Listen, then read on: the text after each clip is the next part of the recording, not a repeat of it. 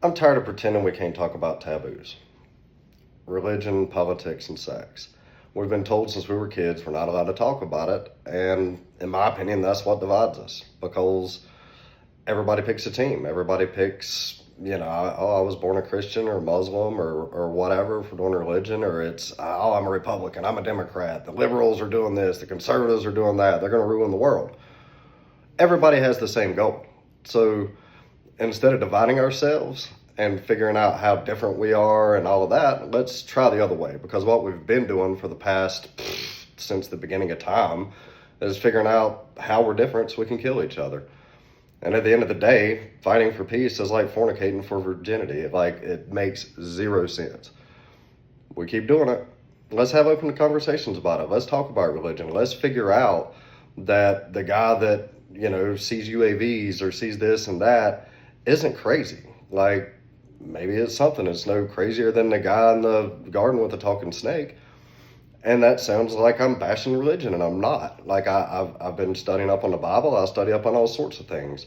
I want to have the open conversation. Prove to me. Prove your point's right, but listen to somebody else's point at the same time, because I think it's all the same. I think everybody's connected, and I think we have to take this time to get together and save the world, because we literally have the power to annihilate the world when we kill our arms. So instead of doing that, how about we try to, talk and figure out if maybe we can save the world instead of destroying it? Figure out that we're on the same team, that no matter what race you are, you all care about your family. Everybody does. Everybody wants to live. Everybody wants to better themselves. Nobody is, in my opinion, from the people I've met and talked to, I've done some traveling over the past few months, as some of you know, to different places around Western North Carolina. But you meet all different types of people, and never do you go up to somebody and be like, oh, hey man, what do you think about whatever? Like, it don't matter. We all discuss how we can make a change to make the world better. We don't worry about the things that they put out here to divide us. Because in my opinion, like, we're divided because they tell us to be. I don't know who they is. I don't care, because we the people are the ones that can make the difference. And it's our turn to do that. I think we're all the same. Our music's the same. In culture, we pretend like, oh, rap music's bad, hip hop, they're killing and murdering and they're going out and doing drugs and this and that. You listen to country and it's the same thing. I mean, they literally have songs about murdering your brother and getting away with it. The Night the Lights Went Out in Georgia. If you don't know, you can look it up. Fantastic song. You could say, you talk about, well, they kill cops. Well, Eric Clapton, Bob Marley, they shot the sheriff. Like, it's all the same thing. But I'm not saying that we should use violence or whatever in music. I'm saying it's a representation of the culture. So when I was taught that hip hop was bad because it was going to teach me to do drugs and murder and all this fun stuff, we didn't look at that's the relevant culture of that time in that area. For a guy like me that's grown up, with a minimum 10 acres of land his whole life, I don't understand how inner cities work. But when you listen to hip hop, I used to think it was, glorifying this stuff. Maybe it's just the day to day. I wasn't there. I want to have the conversation and talk to somebody and figure out, hey, was it scary to walk outside the door? Did you think you were going to get capped? Like, what's the deal? Because I think that segues into another topic that can be discussed, like gun control. Again, I've grown up on property that we have firearms. Furthest thing from my mind is ever pointing that gun at somebody else. But that gun's a necessary tool to me. It's a tool. I can use it to feed my family, protect my family. There's all sorts of things that tool can do to help me. Now, to somebody that's living in the inner city, it may be the difference of whether or not they're going to make a home if somebody that disagrees with them because of division, that they were told that they're in this clique or this clique, that they got to shoot the other person because of that. So of course guns in that area are an issue. Like, I'm not going to pretend that it's not a problem. But we can have these open conversations and be like, hey, why does this bother you? Instead of everything being for lack of a better term, black and white, because it's not. There's things make sense in rural areas that don't make sense in urban areas, and vice versa. So there are things that we may not need as much government regulation on. It doesn't mean that because, oh, they're privileged and they have land that they don't need this UDO, or they don't need this and they don't need that. It may not fit the same. And I feel like a lot of this stuff can be solved on a micro level, instead of making a rule that the masses have to follow this one rule that somebody that has never ever encountered that problem firsthand has to do. So I think that things need to be done at a ground level where the people on the ground can make a decision. And even if it's a temporary decision, like for instance in Western North Carolina, there's a need for temporary housing. Tiny homes can solve a problem of literally people freezing to death.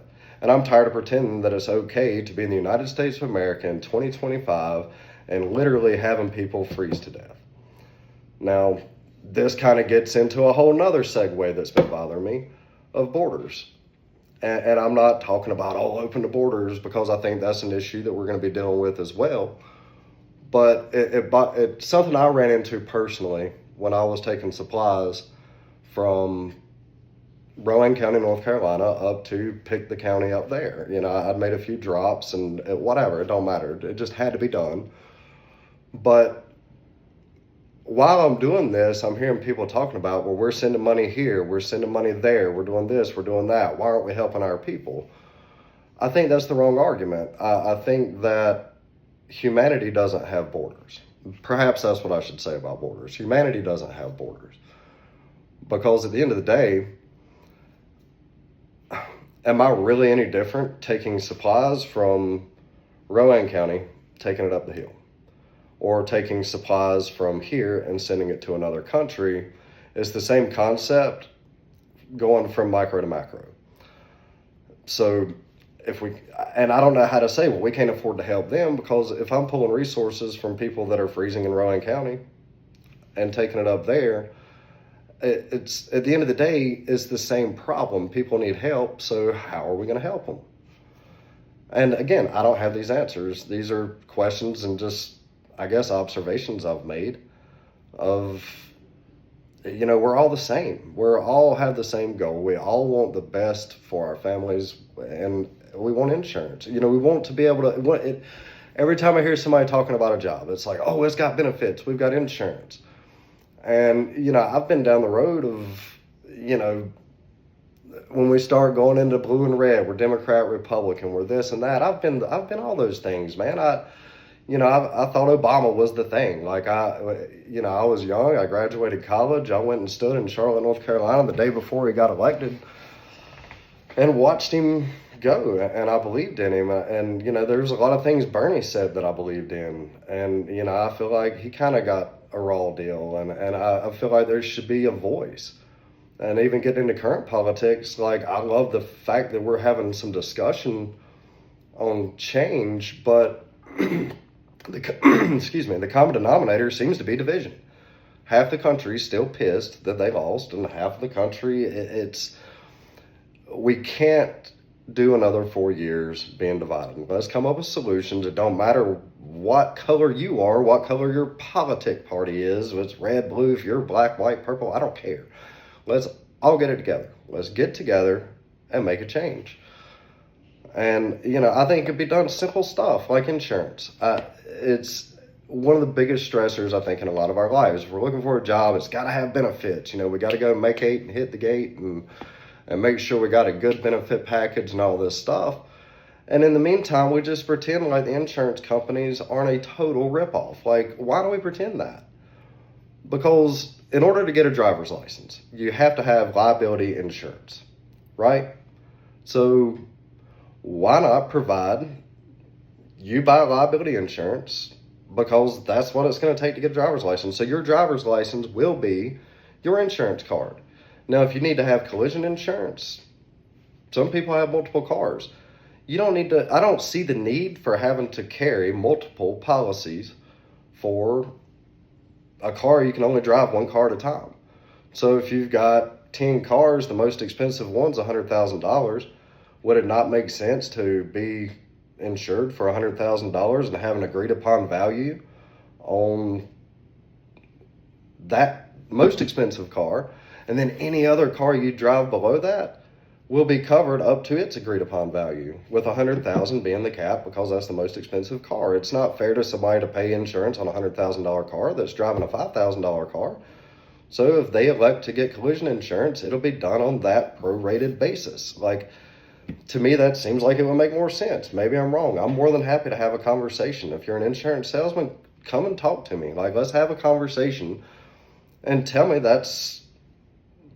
like, why? Why do we need multiple policies? Why does it have to be pay every time we turn around? And then health insurance.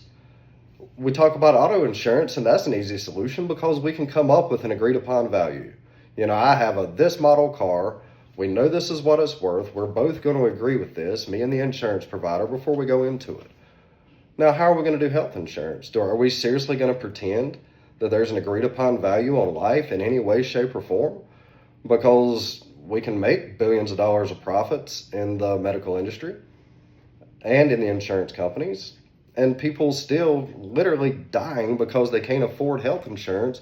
Or you have a situation where it's like, man, I can't afford health insurance and life insurance and all this sort of stuff. I'm scared to death that I'm going to drop dead of a heart attack, or even worse, survive the heart attack, get out of the hospital and realize I don't have a house, I don't have cars, I don't have any of this stuff anymore because I didn't have the right insurance and they put a price on my life. Because that's essentially what happens is, what's your life worth? Well, you didn't have insurance, so apparently your life's worth all the assets that you've gathered up to this point. And I feel like that's got to change. Like, there's no way that somebody should have to work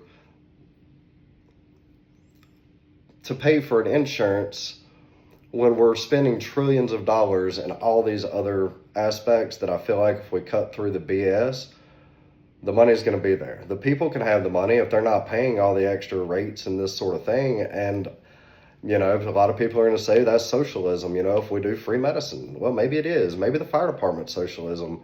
Or maybe when they roll up to your house to squirt with a hose, maybe they should say, oh, hey, hold on a second.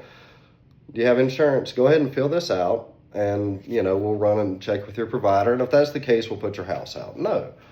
It's what we do. I'm not saying government isn't needed in some way, shape, or form, because the people that are in government at these lower levels are absolutely the people. They are the people. So when you hear somebody on a podcast, or you hear, your neighbor talking about, I'm tired of the government. We're not tired of government. We're tired of bureaucracy, because the people on the ground level know what's going on, but they have to be able to make a decision. They have to be able to say, look, we can handle this. We don't need to shut down this distribution center because it has some expired, canned food in it that somebody got up here. And this is a real story that I'm going to get the word on, and we're going to come up with a solution for it.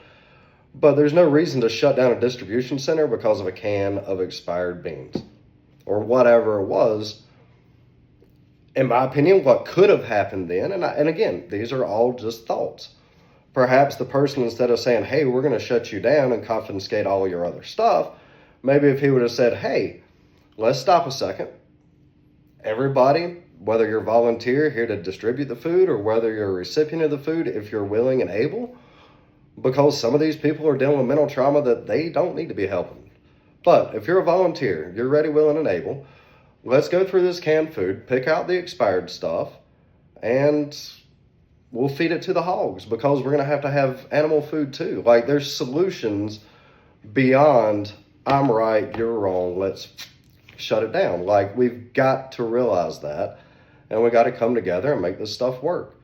And this is just a rant of just a few things that's been running through my head this morning, and I hope to keep elaborating on it and coming up with better ideas and coming up with fixes, because I believe we can change the world, and I can't wait to do it.